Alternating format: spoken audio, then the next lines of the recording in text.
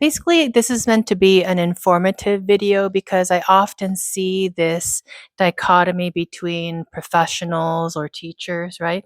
And their perspective versus the perspective of the student or the parent.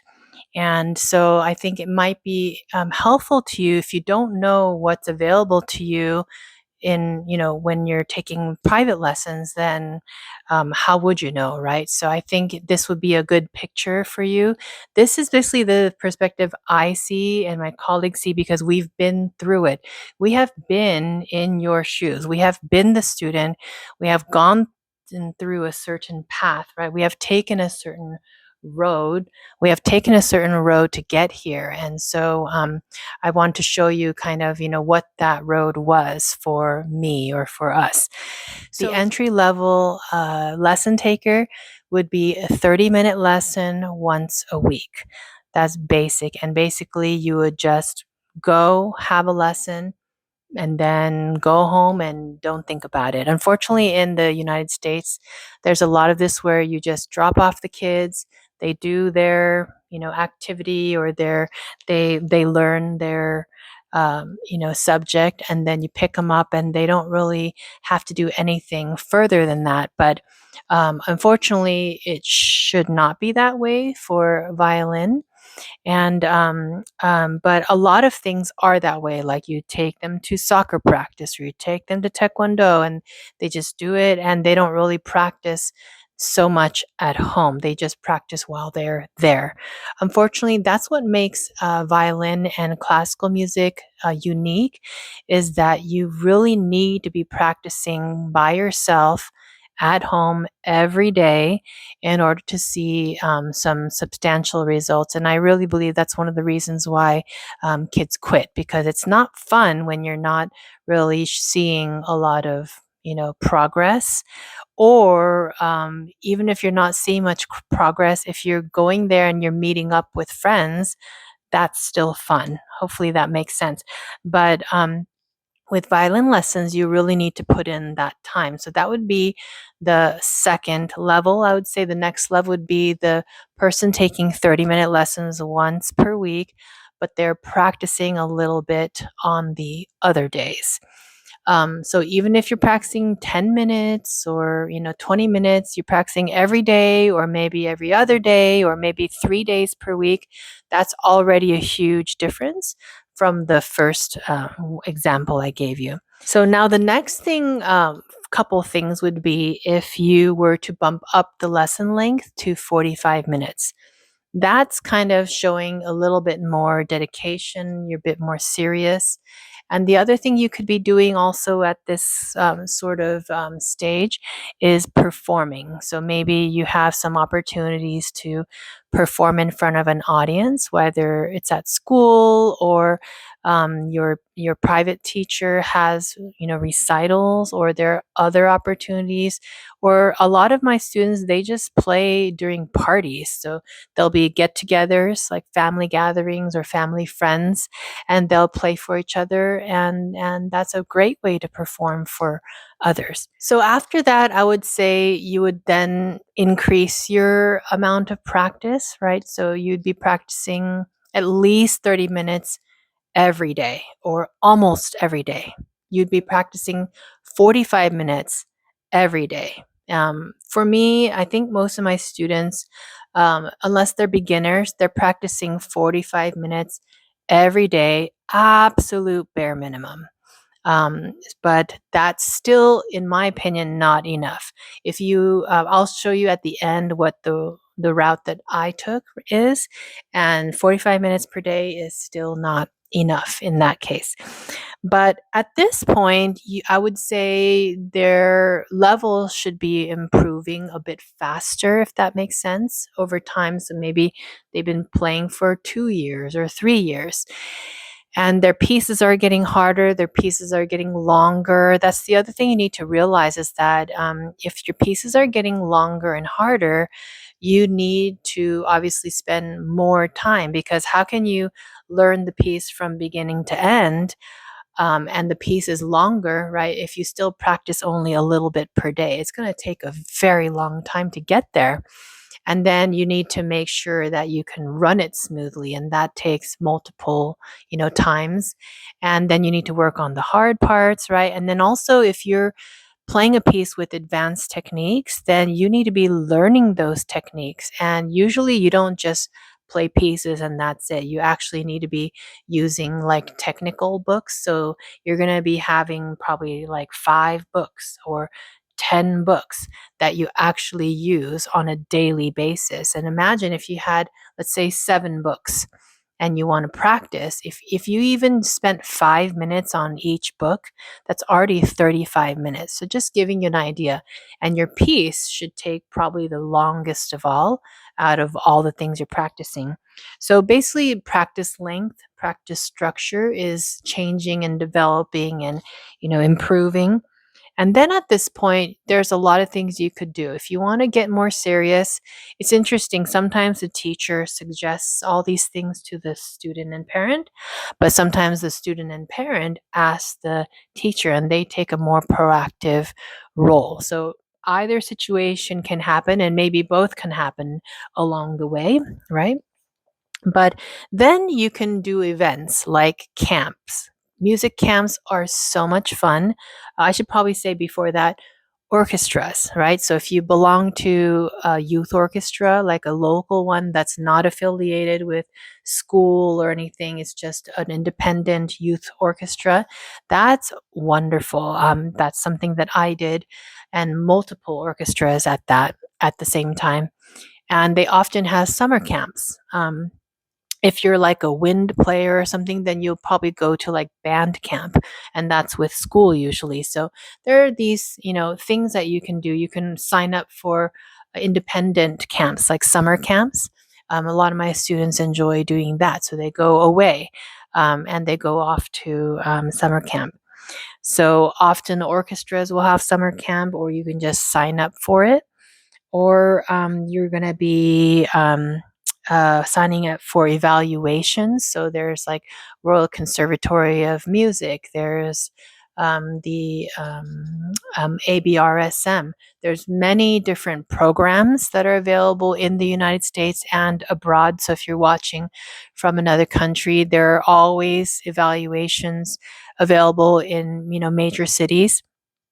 And so you can sign up for those, and you can even just search, and sign up for them, sometimes on your own, or sometimes you need the recommendation of a teacher. You can also participate in concerts or competitions.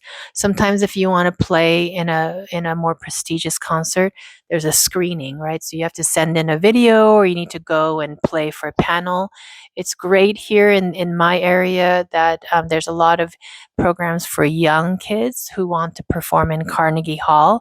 It's such a great opportunity, especially for pianists. There's a lot of programs.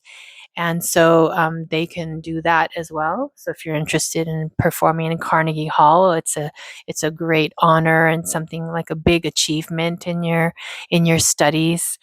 And so there's that. And you can also, like, you'll often need to make videos if you want to apply for things. Like, one of the big ones would be Aspen Music Festival, or lots of festivals in Europe. So in those cases, you might need to send in audition videos along with teacher recommendations, repertoire lists, and things like that. So these are getting a lot more serious. Finally, you can enroll in a preparatory program. So that would be like a music conservatory. For example, here we have Manhattan School of Music, MSM. I don't know if they call it pre-college, but Juilliard, the Juilliard School, they call it pre-college. And so anybody up to senior in high school would go to this program, since they're not in college age yet. And they have these programs like all day long on Saturdays, and they go to Juilliard, for example, and they have classes all day long. So that would be another way to kind of upgrade your level of commitment. And many times these kids go on to be violinists for their career. But actually, a lot of kids at the Juilliard pre-college, they don't continue with music. They are very, very intelligent and talented, and they are very good in other fields like, law, medicine, things like that. So, science, technology. So, those are other options for you. So, I suppose to summarize, I can just give you a little idea. It's not going to be completely comprehensive, but give you an idea of what I did as a youth, and maybe a lot of my colleagues did, maybe a lot of your music teachers did. Is, of course, I started out with just basic lessons. I did practice on my own, throughout the week. I took piano lessons, I took violin lessons, and eventually, after I got to a certain age, I very quickly actually ended up taking 1 hour violin lessons. The other thing is you can take lessons twice per week, 3 times per week. The kids who do that, they show a tremendous amount of progress very, very, very quickly. So there's also options for that as well. But typically in the United States, they take lessons once per week. You can even do 90-minute lessons, 2 hour lessons. There's really no limit, but I guess a standard here would be a 1 hour lesson once per week. And so that's what I did. I got to 1 hour per week pretty quickly. I don't remember anything really before that too much.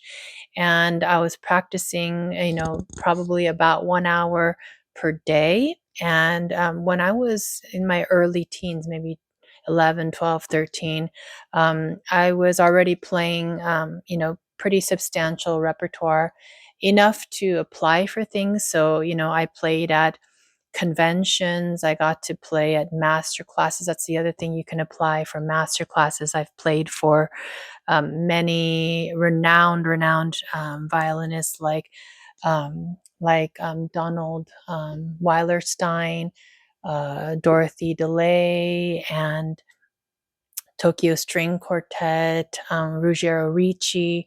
So along the way, I got to do many of things. I went to a lot of summer camps. I remember the first time I went away from home, it was to Colorado. I went to Estes Park, and I was part of this, music camp. And I don't even really remember. I'm guessing 11 or 12 years old.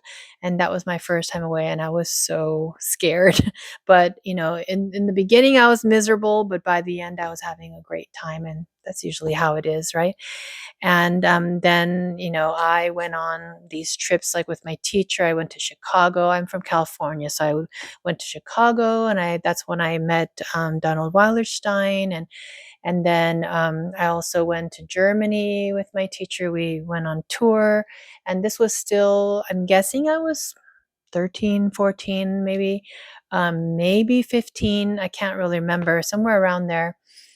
And of course, I was doing a lot of, recital performances all throughout that period. I was also auditioning for youth orchestras. So I was concertmaster of a number of youth orchestras in my area. It was like Bay Area and San Francisco.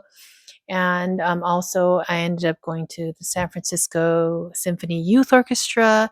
I had to commute there. It was like about 45 minutes to an hour or more um, every Saturday. Spent my Saturdays afternoons there. So I was very involved in a lot of youth orchestras. I was doing competitions, local competitions. And then I majored in violin performance, right, when I went to college.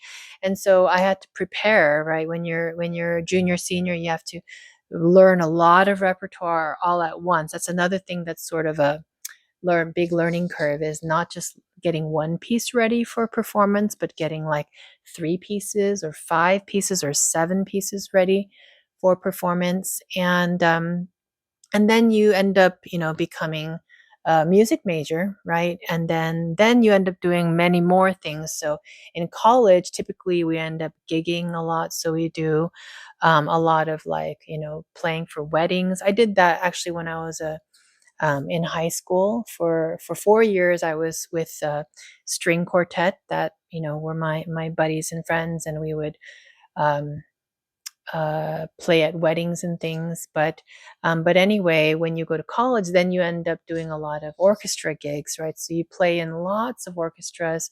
So by that time, because of all the youth orchestras and the professional symphonies, I had a lot of repertoire under my belt, playing like Brahms symphonies, Beethoven symphonies, Tchaikovsky, like a lot of the big, big, big works like Bartok orchestral works, Ravel, Stravinsky, Rite of Spring, like just a lot of orchestra repertoire, which was such a privilege and an honor, and it was very good quality. Oh yeah, we went on tour. I went on tour quite a bit, going to Europe multiple times. There are a lot of festivals in Europe too. It's just I didn't particularly do those in high school and college, but a lot of my colleagues did. They went to Europe for festivals. I did go to some, but a bit later on, and I went as a teacher. But yeah, there were a lot of summer camps. I went to, many places like Colorado, Kansas, and uh, did a lot of orchestral tours, like going to even South America, Mexico,